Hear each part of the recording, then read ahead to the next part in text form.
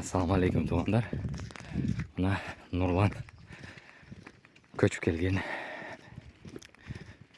Nurlan Bek, Nurlan Bay, Nurlan Ağa, Nurlan Ake dep айтабыз. Кандай айтасыңар? Мен үчүн Нурлан. Арабыз бирдей эле классташпыз. Биздин айылга көчүп келген. Өткөндө видео чыккан. Азыр 12 баш Кунажын бука торпок аралаш. Бул киши анагым өткөн жылы түшкөн торпокторуну сатууга чыгарган эле. Кокус стройкага акча керек экен. Мына ушу 10 айлык, 7 айлык, 8 айлык, 9 айлык арасында аралаш. Ошол 7 айдан 10 айга чейин аралаш бука кунажын аралаш. Түсү бирдей эле окшош 12 башты сатып өзүбүздүн биздин кыргыз бир тууганыбызга сатты. 61 миңден бай болду. 65 баа коюлган, 63-кө түшкөн. Кийин бирок ал адам, сатып алуучу адам ойлонуп көрөм деп койду. Кийин 61ге башка адам, биздин кыргыз тууган 61 миңден ушул боюна жетип калган. Быйыл күздө качат да булар.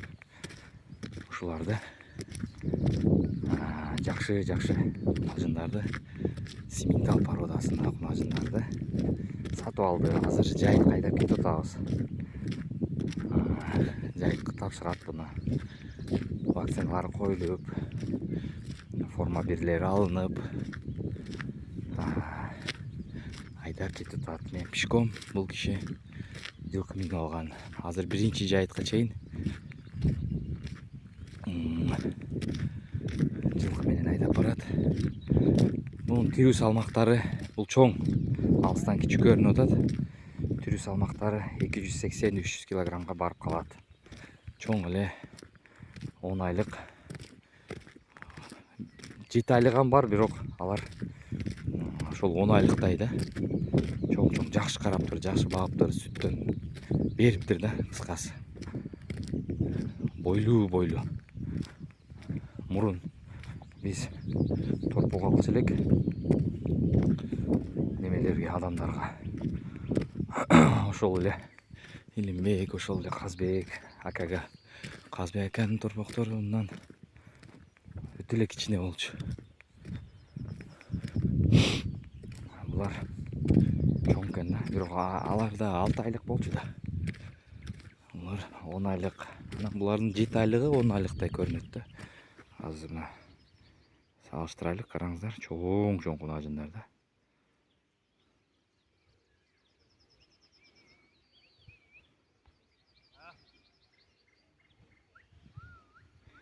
Мүздөрү чыгып калган. Жакшы болду иншалла, жакшы сатты. Алуучу дагы жакшы мал алды. Жакшы баадан алды. Өтө бир жерден бир пачка жол киреси жок. Да, мындай айтканда. Жол кире кылбай. Бир жерден алып бир жерге көчүрүп койду. Ошол силерге дагы туугандар ушундай мал насип кылсын. Азыр биз жол жээги менен айдап кетип атабыз. 4 километр басабыз. 4 километрден кийин мен жылкымы алып алам. Жалпы малга кошуп айдайбыз. Айдап 21 километр малды тала жээги менен, дарыя жээги менен айдап көчүп барабыз буюрса. Быйыл аябай кеч көчтүк. Быйыл эме ветеринарлык мекемелер аябай катуу кармашты. Мурун бир айылдан, бир райондон, башка региондон малды алып келип эле кошуп койчу элек. Быйыл андай болбой калды. Мына оору кесепетиден азыр ар бир малды текширип ал жактан чыгып аткан, алып аткан жериңден 21 күнгө карантинге коюп, анан ал малды 21 күндөн кийин карантини бүтсө таза чыкты деп жыйынтык келсе, ал жактагы ветеринарлар алып бараттырган жердин ветеринарына извещение жазып, биз мал жөнөтүп атабыз, мына кунажындар деп кабыл аласыңбы деп, ал жактан алар система аркылуу, системалар көп, аябай Меркурий системасы бар, Аргус системасы бар, Цербер системасы бар. Ошол системалар аркылуу Хариот системалары бар, эң маанилүүлөр. Ушуларына карап, ошолордун системаларына талабына жооп береби жокпу анализдер, анан кабыл алат. Ошентип азыр мал көчүшү ушундай болуп калган. Жаңылыктар аябай көп болду тармакта. Мурункудай эле алып туруп эле ай деп эле айдап келиш жок болгон. Жокко чыгарылды андай нерселер. Туугандар, айта кете турган сөзүм ушул болчу. Азыр ал 21 күн ал жакта туруп, бияка макулдугун берсе, мисалы бул жакка алып келсе, бул жакта дагы 21 күн анализ, кан алып тапшырылып, 21 күн бир жерде оролгон жерде, башка малдардан 100 метр алыс, иттерден алыс, толугу менен 4 жагы жабылган, мышык өтпөй турган короонун ичинде камалыш керек. Дагы кан алат, дагы тапшырат, 21 күн турат. Вакцина жок болсо вакциналарды басат, басылган болсо жөн эле коет, баспай. Анан 21 күн өткөндөн кийин келип текширип, визуальный осмотр кылып, клинический показаниялары жакшы болсо чыгара берет. Бул кеткиле деп. Ошого быйыл аябай көп туруп калдык, жайытка чыкпай. Жайытка айдап кетсек болмок, бирок жайытта шарт жок. Малды кармап, эмдөөгө, кан алганга шарт жок. Ошого биякта кармадык. Биякта деле шарт жок эле. Шарттарды полный жасадык. Ошого кечигип калдык, туугандар. Нурлан. Нурлан. Туугандарга видео тартып аттым эле, бир аз маалымат менен. Эми бир эки сөз болсо айтып кой. Жок, сөгүнбө. Өткөндө үйүңө барып тарттым эле го. Ону кокусу эле тартып бердим да, сага айтпай элечи. Анан комментарияларда аябай көп жазыптыр. Өздөн комментарий албайсыңбы? Та-та-та-та-та урду борбай деп. Мен айттым, эми дагы барам бир күн десем, жазып бердим да эмелерге, комментарияларга. Дагы келет ал күн деп. Бир күн даяргерчилигин көрсүн, барып отуйдо тартып айтып берет. Кандай кыйынчылыктар менен жолуккан, кандай баштаган, эмнеси минус жагы, эмнеси плюс жагы бәрін айтып берет деп үмүттөбүз эми. Айтып бересиз. Ушул жерде кой кайтаргансыңар да, мына жерде.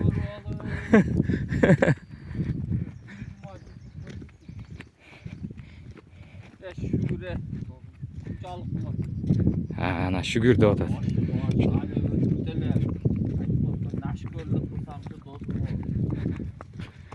Жукпайды,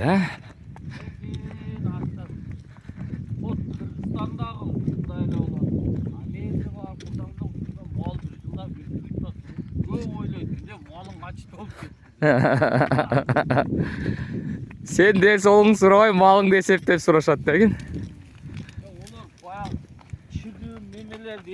Эсептебейт да алар. Ойду сразу жүгүртөт немеге, пайдага.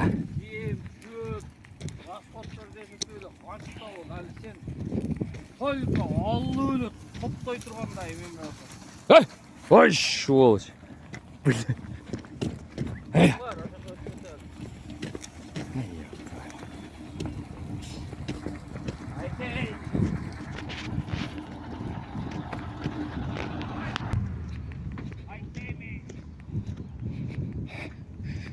КамАЗ атайын токтоп берсе, малдар мына жерде жүргөн мал аны түшүнүп туруп жолдун ар бетине качып барып атат. Атың кылтат десең, акылдуулугу ошо экен да. КамАЗ токто берди атайын. Бирок эч кандай тоскоолдук болгон эмес могу жерде.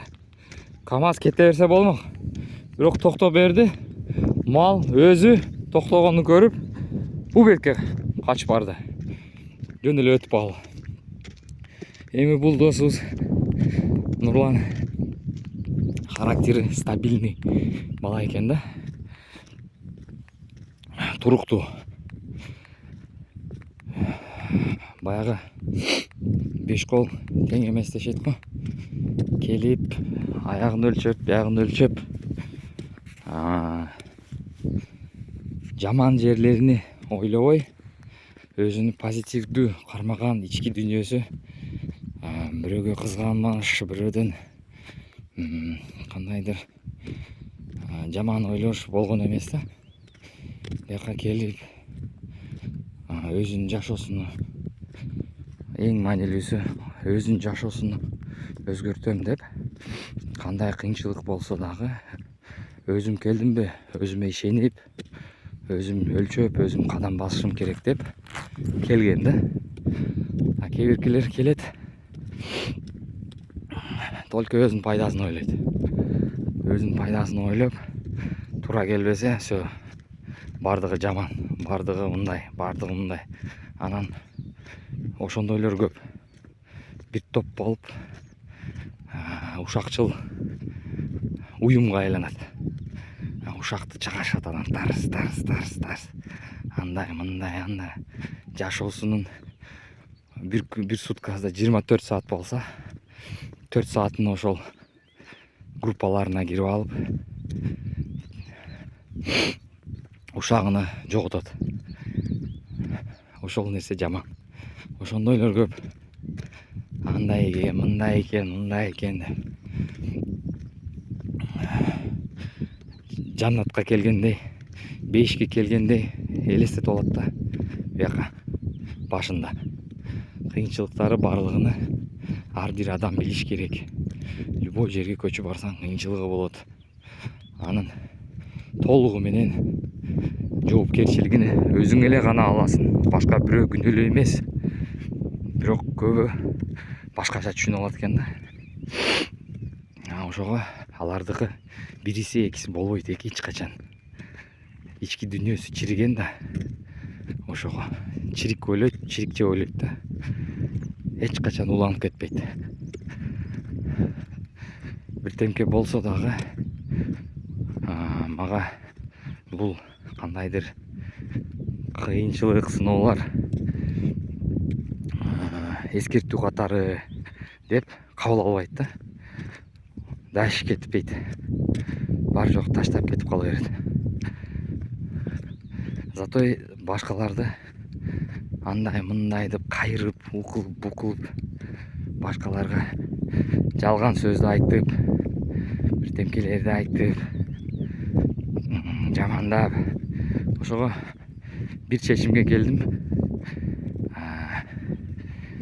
Жаман адам мага көрүндүбү? Үйүмө келип чайды ичтиби? Конок болуп. Мага жакшы көрүнбөдүбү? Мен уже түшүнүп калдым да. Адамдарды мындай эле. Всё. Эч кандай менден жардам тийбейт. Просто чайын ичет. Көп сүйлөбөй күзөтүп коем. Кете бер деп. Эч кандай жардам тийбейт. Себеп мен ушудан уже күйдүм, ушундан адамдарды түшүндүм, бирок тажрыйба алдым.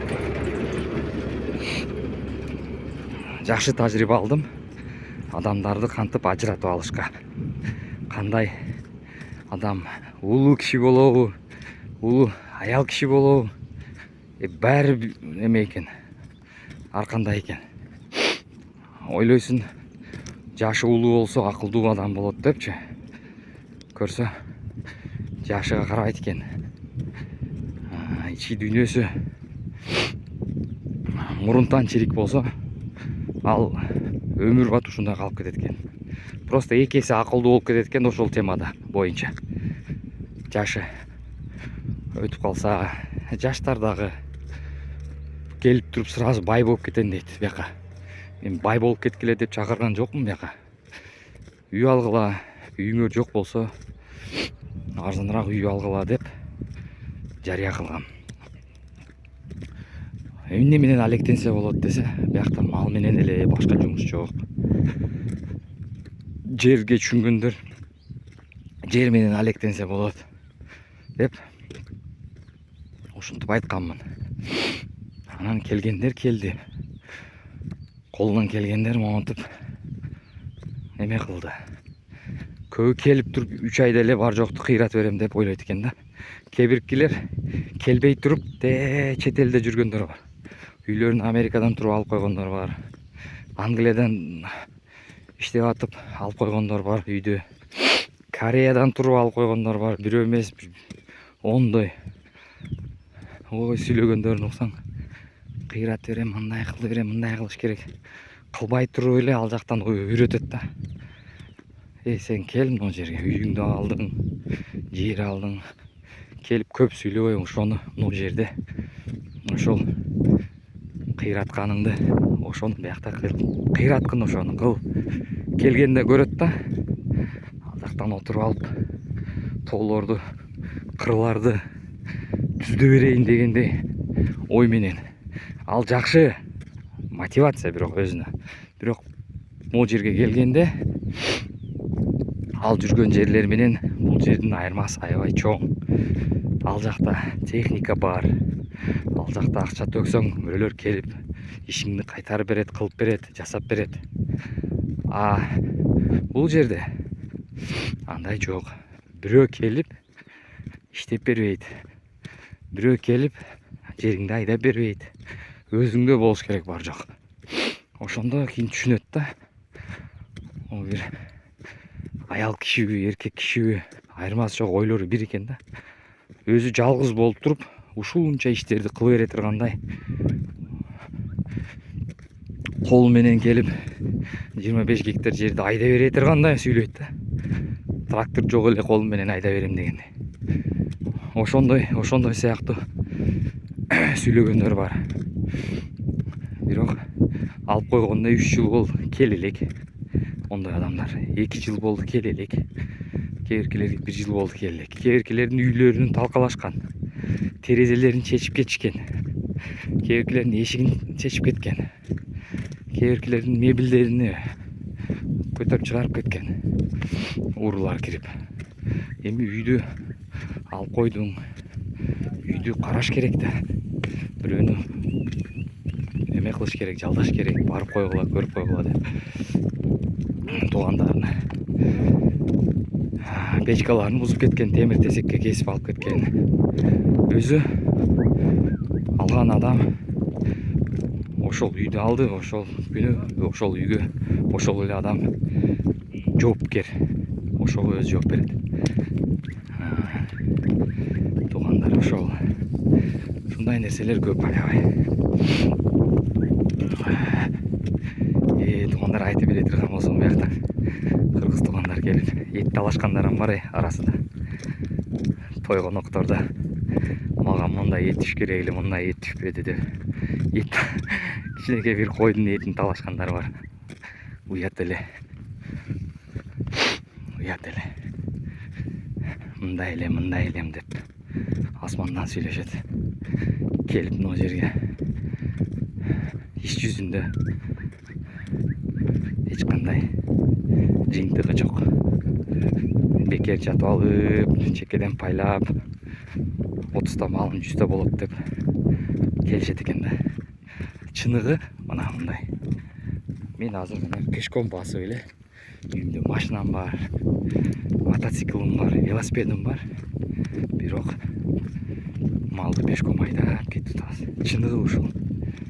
Ошондо туугандарга малдарды алганбыз, айдап кеткиле деп айтсаң дагы ушул таладан бияка айдап келгиси жок. Сен эле кылып беришиң керек бар жокту. Адашышат да. Быйыл эч кимдин малын алган жокмун. Албайм дагы. Алып жакшылык кылганыңдан көрө лучше аларга жеңилдик кылып коет экенсиң да. Ошого өзү караса бүт прелести жизни деп коет го. Жашоонун эң кооз жерлерини көрөт. Жашоонун эң кооз жерин көрөт.